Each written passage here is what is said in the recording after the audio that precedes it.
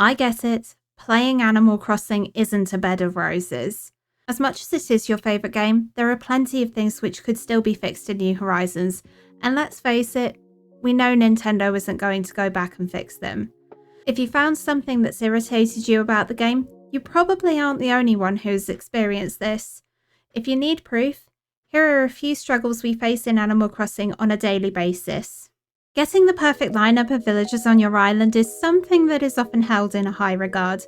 Whether you're a Sasha stan or a die-hard Diana fan, there is a villager for every person and every island within New Horizons. But not all villagers are created equal to everyone. You may have been lucky and got the perfect island residence first time, but the vast majority of players aren't that lucky. Trying to kick out a less desirable villager is not exactly easy, and somehow, when there's just one villager you would rather take a dive off the dock, they just won't ask to leave. Ever!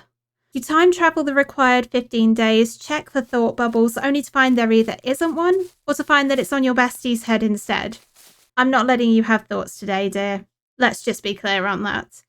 I'm glad Nintendo did allow us the saving grace of denying villagers the opportunity to leave, because at least we can preserve the villagers we want on our islands. But trying to make villagers move is an absolute nightmare, and no matter what you do, nothing seems to work. You can't make them mad by hitting them with a net or pushing them around too much. They forget about that the next day anyway. Giving them presents doesn't encourage them to leave, and even campsite villagers don't always play ball in picking the villager you want gone. So we wait. Patiently. Or we end up using an amiibo to remove Rocket from our islands forever.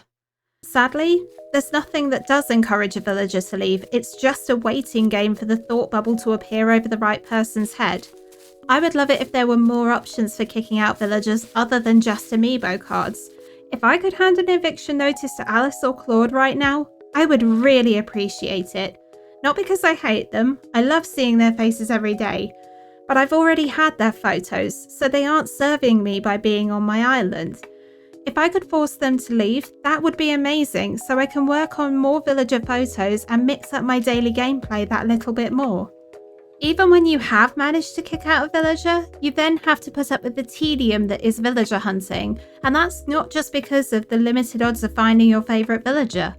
The biggest struggle you may have when it comes to hunting is the dialogue menus between islands. Sadly, we can't talk to Wilbur and ask him to use another ticket in our pockets.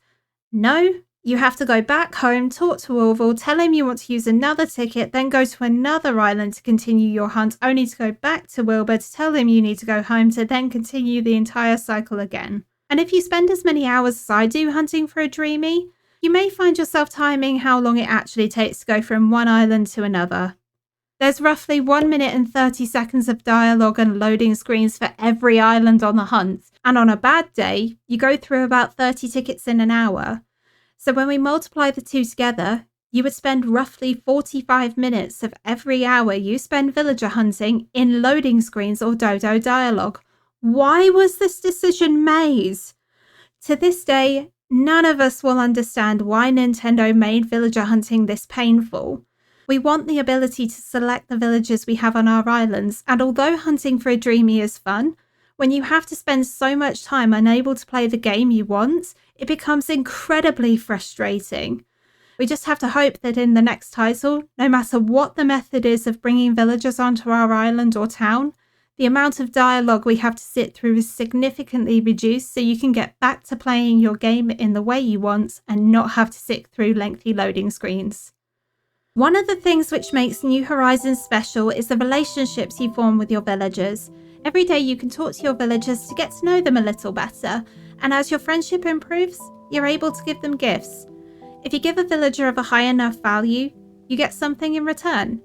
Most of the time, players are only after one thing in return for their gifts, and it isn't your villager's love and affection. Dang it, Chai! I want your photo!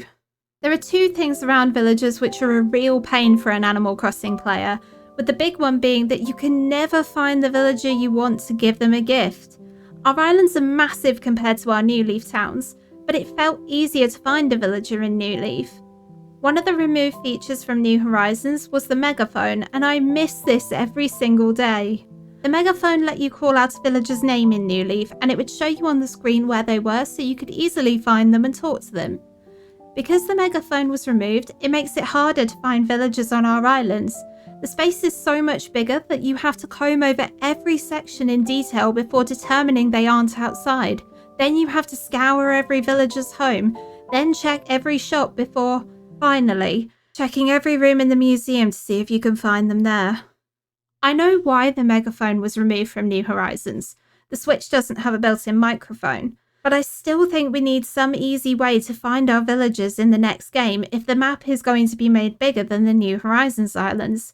It's painful having to rule out possible hiding spots when you're trying to be the nice person and give a villager a gift.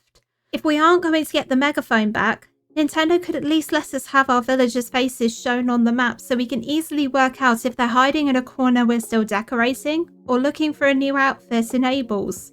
We don't want to spend hours trying to find a villager just to talk to them, and this simple quality of life improvement would really help players out.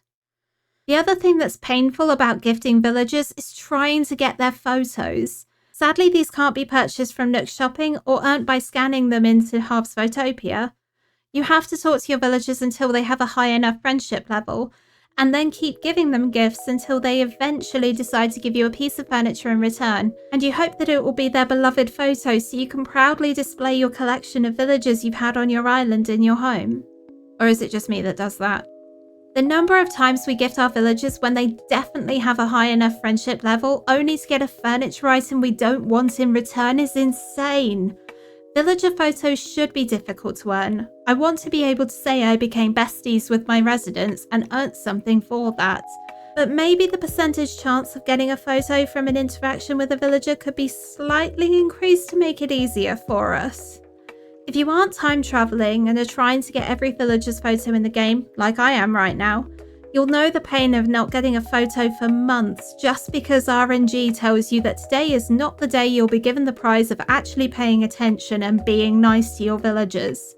Getting photos is a challenge, and it should be so, but it shouldn't be this hard to get a photo if you've actually spent the time getting to know your favourite island residents. If Nintendo did make a slight tweak in the RNG we get, the experience would be so much less frustrating for players overall. Every cozy game has a way of making money in it, and if we want to appease Tom Nook and pay our home loans quickly, we're going to need to make some serious money. There are various ways of doing this in New Horizons, but the most popular method is turnips. Once you've purchased your turnips on a Sunday morning from Daisy May, you're ready to play the stock market and hope to turn a massive profit during the week. I like how turnips have been implemented into the game, but there's one thing that is incredibly frustrating about making money from turnips. Finding out you have a high chance of having a large spike and that percentage only increases with each passing day. You start to get excited about hitting it big and then it's a decreasing pattern and you're going to lose money that week. By now, we should just expect this to happen. But we know how important it is to make money early on in New Horizons that the uncertainty of the stock market understandably puts people off playing it. Turnips are really the only easy way to earn enough money in Animal Crossing for everything you need. Your villagers barely seem to want to contribute anything towards what you want to build on your island, so we need the money to be able to finish our islands in a timely fashion. So much for this being a collaborative project. I'm not going to say that turnips are broken. They aren't, and are probably the most fleshed out part of Animal Crossing, but the expectations around making money are a daily struggle for players that choose to engage with the stock market. Nintendo may want to make this slightly easier for us by giving us an app on our Nook phones that lets you actually check your current and past weekly curves in the game itself. We can do this with the Nintendo Switch Online app, but let's be honest, no one really uses this. If tracking prices was available in the game itself, you would be able to more easily make an informed decision on whether you wanted to buy turnips that week, or just focus on farming instead for a while. By no means is Animal Crossing a perfect game. There are plenty of small frustrations that just get to us all as we go about our daily lives. If Nintendo went back and fixed some of these, I'm sure we'd all be a little bit happier in our daily gameplay. What are some of the things you find a struggle in Animal Crossing? Is there anything I've missed that just irks you as you go about your day in New Horizons? Let me know in the comments below, and I'll see you in the next one.